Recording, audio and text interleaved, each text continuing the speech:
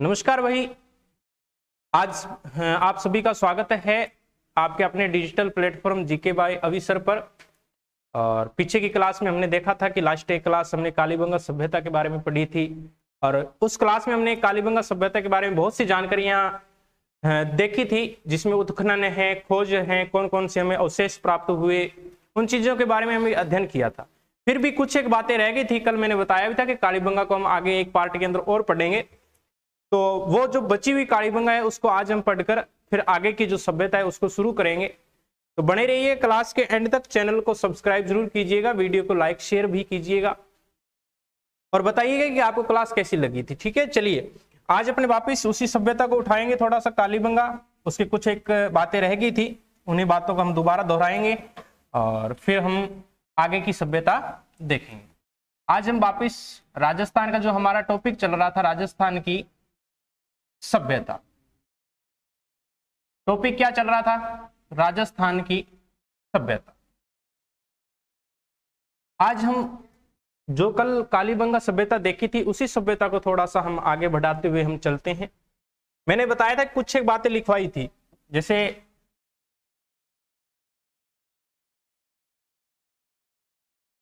मैंने लिखाया था कि बेलनाकार तंदूर के साक्ष्य, अवशेष पढ़ रहे थे ना हम, बेलनाकार तंदूर के साक्ष्य। बेलनाकार तंदूर के साक्ष्य भी अपने को कहां से मिले? कालीबंगा सभ्यता से।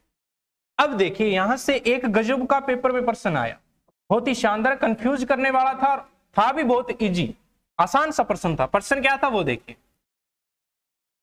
क्वेश्चन ये था, वर्तमान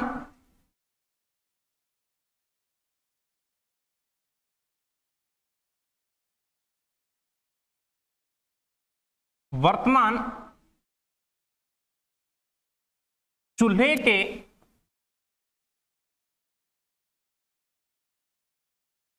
समान तंदूर के साक्ष्य। बहुत ही शानदार सा प्रश्न था ये पेपर। वर्तमान के तंदूर वर्तमान के जो चूल्हे हैं उनके समान जो तंदूर के साक्ष्य हैं वो कहां से मिले थे? अब अधिकांश बच्चों ने इस प्रश्न को गलत भी किया, ठीक है, ये चीज हमें ध्यान में रखनी है। मैं वन लाइनर के अंदर इसका उत्तर लिख देता हूं कि जो वर्तमान के चूल्हे हैं उनके समान जो तंदूर के साक्ष्य मिले थे वो अपने को किस सभ्यता से मिले थे? वो मिले थे हमें जी कालीबंगा सभ्यता से। किस सभ्यता से? हम लिख सकते हैं कालीबंगा सभ्यता से। कालीबंगा सभ्यता से, इतनी बात हमें याद हो जानी चाहिए।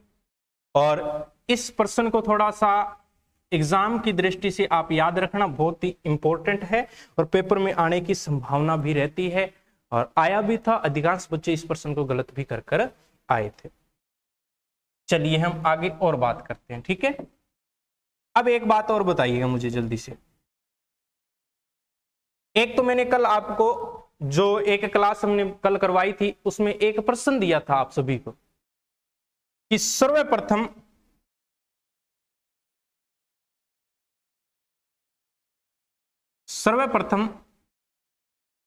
कालीबंगा के बारे में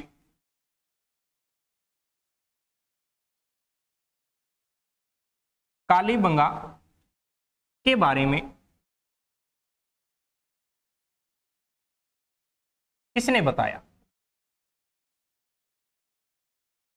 किसने बताया? ये मैंने कल आपको एक प्रश्न भी दिया था, ठीक है। किसने बताया था? तो याद रखना है एलपी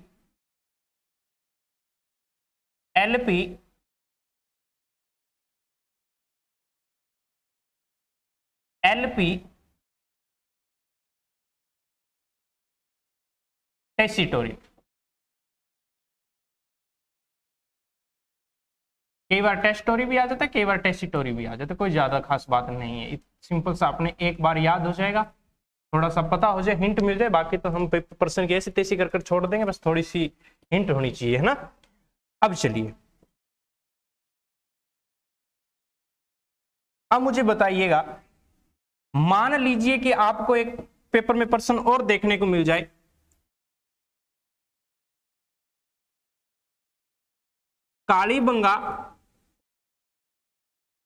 कालीबंगा के सामान, कालीबंगा के सामान वर्तमान में नगर। कालीबंगा के समान यानी जैसी पहले कालीबंगा सभ्यता थी उसमें जो नगर थे, उस आधार पर वर्तमान में कौन सा नगर है, या ऐसा पूछ सकता है पेपर के अंदर, कालीबंगा के प्राचीनतम नगरीय व्यवस्था के आधार पर, कालीबंगा के प्राचीनतम नगरीय व्यवस्था के आधार पर वर्तमान या आधुनिक नगर कौन सा है, आधुनिक नगर कौन सा है, तो वो आपको याद रखना है। कौन सा हो जाएगा, वो हो जाएगा आपका जयपुर। कौन सा हो जाएगा, जयपुर। वर्तमान के अंदर जो जयपुर है वो आपका, जैसे कालीबंगा सभ्यता के अंदर प्राचीनतम नगरीय व्यवस्था थी, ठीक उसी प्रकार की नगरीय व्यवस्था अपने किस में देखने को मिलती है, वर्तमान आधुनिक के अंदर, वो आपको जयपुर में मिलती है। अब समस्या ये आएगी कि गुरुजी जयपुर कौन सा है, शहरी है या ग्रामीण है, तो ये ध्यान दे लेना कि जयपुर दोनों है, शहरी भी होगा और ग्रामीण भी होगा। ठीक है, अब इसमें सारे आ जाएंगे, जो जयपुर से अलग जिले हुए हैं वो भी इसी के अंदर ही आ जाएंगे। ठीक है, ग्रामीण और शहरी। ठीक है, उसके अलावा जो इसके अंदर और जिले अलग अलग हुए हैं इनसे, तो वो भी इसी के अंदर शामिल हो जाएंगे, कोई दिक्कत नहीं है। जल्दी से इसका एक स्क्रीनशॉट लीजिए, फिर अपने आगे और बढ़ते हैं।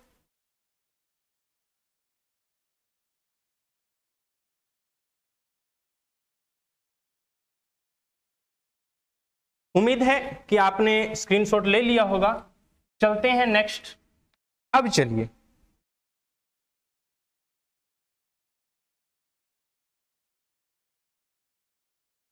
बताइएगा, मेसोपोटामिया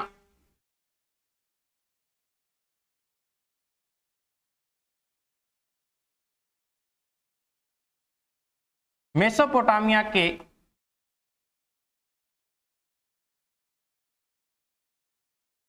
समान सभ्यता, अवशेष भले ही एक मिला हो, यहां से अवशेष भले ही मेसोपोटामिया की सभ्यता से संबंधित एक मिला हो, बल्कि बताया किसके समान है, इसको मेसोपोटामिया की सभ्यता के समान ही बताया।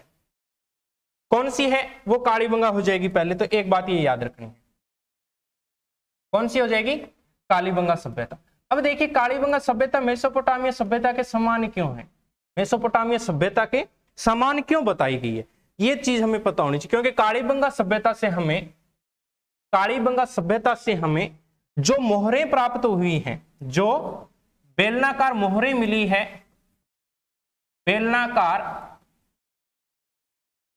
बेलनाकार जो मोहरें मिली है, मोहरें जानते हो ना, मोर जो होती है ठप्पा, है ना, बेलनाकार मोहरें मिली है, ये किसके समान है, ये आपकी जो बेलनाकार मोहरें हैं ये मेसोपोटामिया के समान है। मेसोपोटामिया सभ्यता में जो मोहरें मिली थी वो सेम की सेम मोहरें हमें कहां देखने को मिलती है, बिल्कुल एक जैसी, वो हमें कालीबंगा सभ्यता के अंदर देखने को मिल रही है। इसी आधार पर कहते हैं कि मेसोपोटामिया के समान सभ्यता है। कौन सी, कालीबंगा, क्योंकि यहाँ की जो मोहरें मिली है वो भी किसके समान है, मेसोपोटामिया के समान है। अब देखिए, आपके पेपर में प्रश्न आ जाए, अंडाकार कबर, अंडाकार कबर, ठीक है, कबर के साक्ष्य कहां से मिले हमें, तो ये हमें मिले कालीबंगा सभ्यता से। कहां से, कालीबंगा सभ्यता से। अब इसी प्रश्न को कंफ्यूज करने के लिए आपको घुमाएगा, क्योंकि एग्जामिनर एक अपने बोले तो एक ऐसा माइंडेड खोपड़ी होता है जो प्रश्न को घुमाने के अंदर एक्सपर्ट होता है। ठीक है, अंडाकार कबर है, इसी कबर को क्या नाम देंगे हम, इसी कबर को चिरायु कबर कहते हैं। इसी कबर को किस नाम से जाना जाता है, चिरायु कबर के नाम से भी जाना जाता है। प्रश्न आज चिरायु कब्र के साक्ष्य अपने को कहां से मिले, किस सभ्यता से मिले, तो हम लिख सकते हैं कि गुरुजी वो हमें कालीबंगा सभ्यता से, और अंडाकार कब्र के साक्ष्य भी कहां से मिले हमें, कालीबंगा सभ्यता से। ठीक है, अब चलिए, यहां तक किसी प्रकार की कोई दिक्कत नहीं है। उम्मीद है कि क्लास भी आपको अच्छी तरीके से समझ में आ रही होगी। तांबे की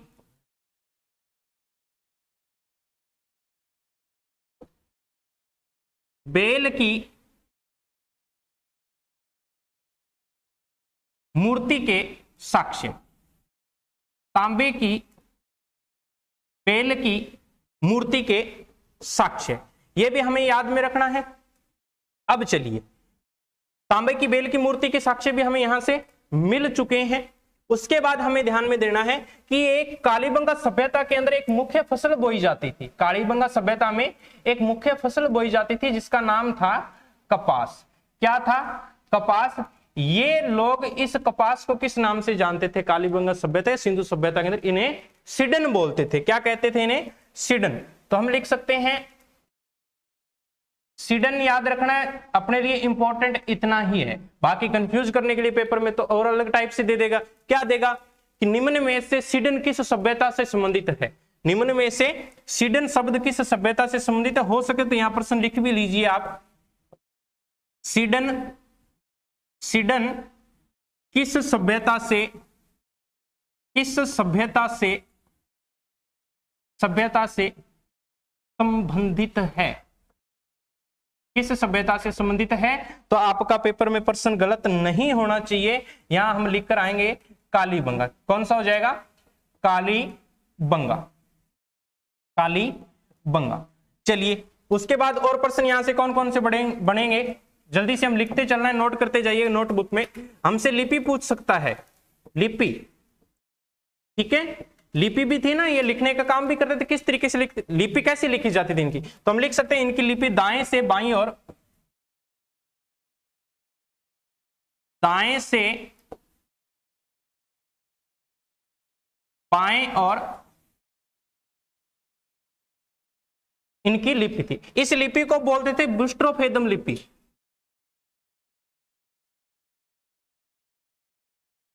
बुस्ट्रोफेदम लिपि। अब पेपर में एग्जामिनर एक बार पेपर में प्रश्न दे दिया कंफ्यूज करने के लिए, क्योंकि वो तो कंफ्यूज करेगा, हमें पता है। अब कंफ्यूज करने के लिए उसने क्या दे दिया कि गोमूत्राकार लिपि किससे संबंधित है? गोमूत्राकार लिपि किससे संबंधित? अब हमें इस बात का नहीं पता था, तो हमें याद रखना है बुस्ट्रोफेदम लिपि को ही हमें अन्य किस नाम से जानते हैं? बुस्ट्रोफेदम लिपि को ही हम गोमूत्राकार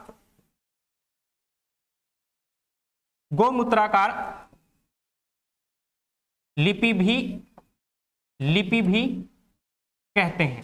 गोमूत्राकार लिपि भी कहते हैं। इसके बाद और भी पेपर में प्रश्न आ सकता है, आपसे पूछ ले कालीबंगा से संबंधित।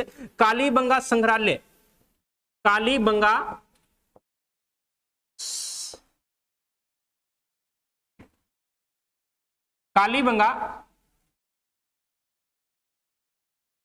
संग्रहालय, कालीबंगा संग्रहालय की स्थापना 1985, 1985 से 86, यानी कि 1985-86 के अंदर कालीबंगा संग्रहालय की स्थापना की गई थी। ठीक है, बुस्ट्रोफेदम लिपि गोमूत्राकार लिपि भी कहते हैं इसको, ये बात भी हमें याद होनी चाहिए। एक बार इसका जल्दी से स्क्रीनशॉट लीजिए, फिर अपने आगे चलते हैं।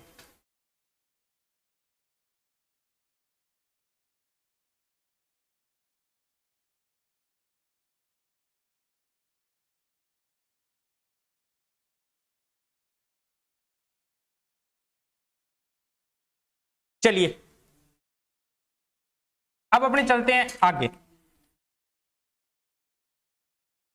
दो तीन बातें और है कालीबंगा संबंधित, वो जल्दी से लिख लीजिए, फिर हम लिखते हैं आगे की ओर चलते हैं। लिखिए, इसे दीनहीन बस्ती भी कहते हैं। दीनहीन बस्ती भी, दीनहीन बस्ती भी कहते हैं। ठीक है, दीनहीन बस्ती भी किसे कहा जाता है? तो याद रखना कालीबंगा सभ्यता को दीनहीन बस्ती भी कहते हैं। ठीक है, सिंधु सभ्यता की तीसरी राजधानी भी कहा जाता है इसे। सिंधु सभ्यता की, सिंधु सभ्यता की, सभ्यता की तीसरी राजधानी भी सिंधु सभ्यता की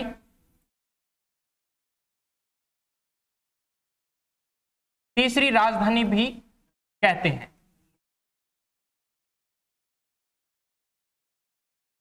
सिंधु सभ्यता की तीसरी राजधानी भी कहते हैं।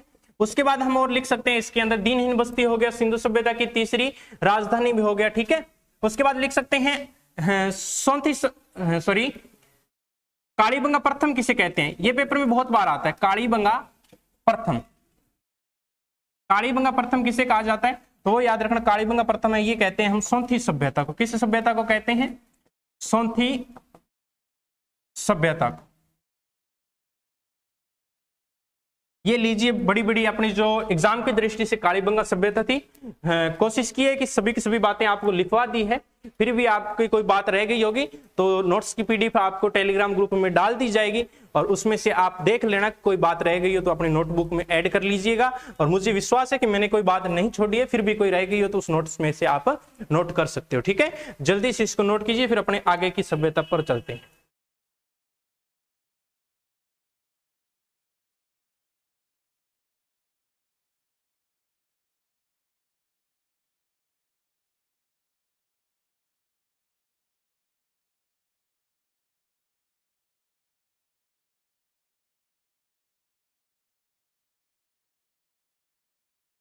उम्मीद है कि आपने नोट कर लिया होगा। चलते हैं हम आगे की ओर, और जो दूसरी सभ्यता है उस पर हम चर्चा करेंगे। आज हम पढ़ेंगे दूसरी सभ्यता है, उसका नाम है गणेश्वर सभ्यता। कौन सी सभ्यता, गणेश्वर सभ्यता। मेरे भाई यहीं से भी एक आधा प्रश्न आपके पेपर में देखने को मिल जाता है। गणेश्वर सभ्यता में से क्या क्या प्रश्न आएंगे, किस तरीके से आने की संभावना रहती है, वो भी अपने देखेंगे, ठीक है। मूल रूप से जो महत्वपूर्ण प्रश्न है पेपर में आते रहते हैं, उन पर हम चर्चा विचर्चा कर लेते हैं। जो सामान्य से प्रश्न हमें पता होना चाहिए ना। नंबर 1 तो पता होना चाहिए हमें, खोज, कालीबंगा सभ्यता की खोज किसने की।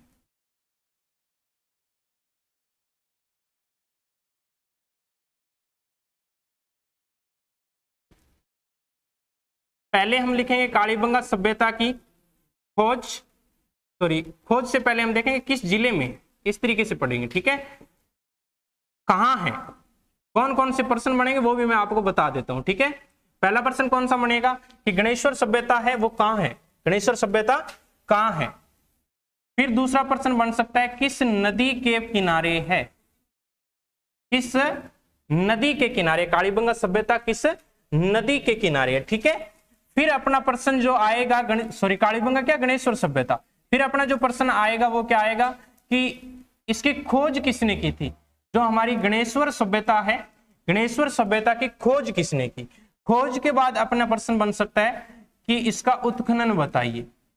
खोज के बाद प्रश्न क्या बनेगा, उत्खनन बताइए, ठीक है। उत्खनन के बाद हो सकता है कि आपके लिए 1 नंबर का प्रश्न आ जाए, वो आ सकता है जी क्या, कि गणेश्वर सभ्यता के उपनाम भी बताइए। कितने प्रश्न बन रहे हैं, 5 प्रश्न इंपॉर्टेंट है, देख लीजिए। कहां है, किस नदी के पास में है, खोज किसने की, उत्खनन किसने किया, उपनाम क्या है इनके, ठीक है। तो चलिए सबसे पहले मैं बता दूं कि किस जिले के अंदर है गणेश्वर सभ्यता। कहां है, सीकर में। कहां है, सीकर में।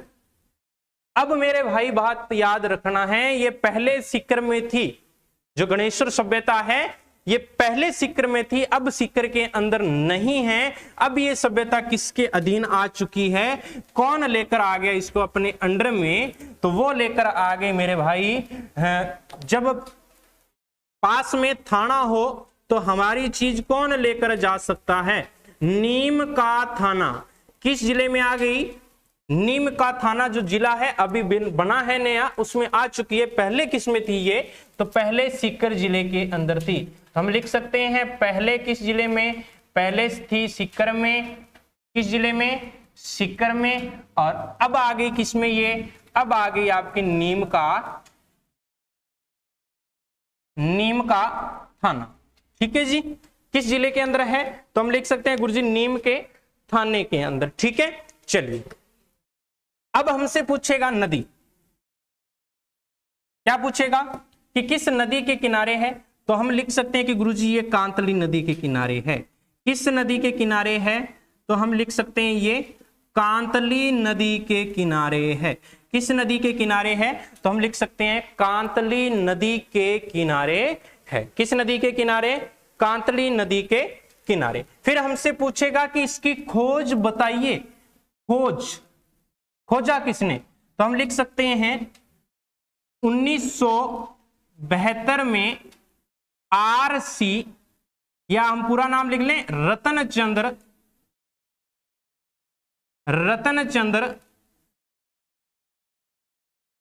अग्रवाल, रतनचंद्र अग्रवाल। ठीक है जी, कोई बात नहीं है, अच्छी तरीके से याद हो जाएगी। फिर हमसे पूछ सकता है उत्खनन बताइए इसका, क्या बताइए जी, उत्खनन बताइए। उत्खनन हम लिख सकते हैं 1977 से या 78 में रतनचंद्र अग्रवाल, रतनचंद्र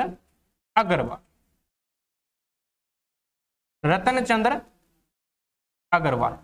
अब मेरे भाई आपके दिमाग में एक प्रश्न आ रहा है, मुझे पता है कि गुरुजी रतनचंद्र अग्रवाल है, हमने तो विजय कुमार पढ़ा है। क्या पढ़ा, विजय कुमार। तो भाई बिल्कुल आपने सही पढ़ा है, आरसी अग्रवाल के साथ में विजय जी भी साथ ही थे इनके। कौन हो जाएगा, एक आपका विजय कुमार हो जाएगा साथ में, कौन हो जाएगा, विजय कुमार। ठीक है, अब चलिए हमसे पूछ सकता है कि इसके उपनाम बताइए, क्या बताइए, उपनाम बताइए। तो हम लिख सकते हैं ताम्रयुगीन सभ्यता,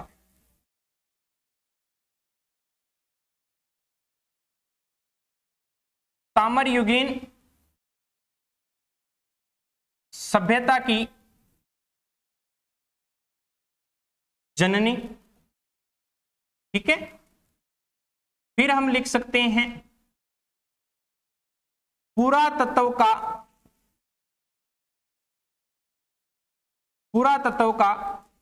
पुष्कर, पुरातत्व का पुष्कर। ठीक है, थोड़ा सा दोबारा देख लेते हैं। गणेश्वर सभ्यता पहले किस जिले के अंदर थी, कि गुरुजी पहले थी ये सीकर जिले में। किस जिले में, सीकर में। अब किस में आ गई ये, नीम का थाना में। कहां है, नीम के थाने जिले के अंदर आ गई। नदी कांतली नदी के आसपास है। खोज 1972 में आरसी अग्रवाल या रतनचंद्र अग्रवाल ने की थी। उत्खनन 1977-78 में रतनचंद्र अग्रवाल और विजय कुमार ने किया था। उपनाम ताम्रयुगीन सभ्यता की जननी कहते हैं, पुरातत्व का पुष्कर कहते हैं। जल्दी से नैनो सेकंड में इसका एक स्क्रीनशॉट ले लीजिए, फिर अपने आगे और बढ़ते हैं।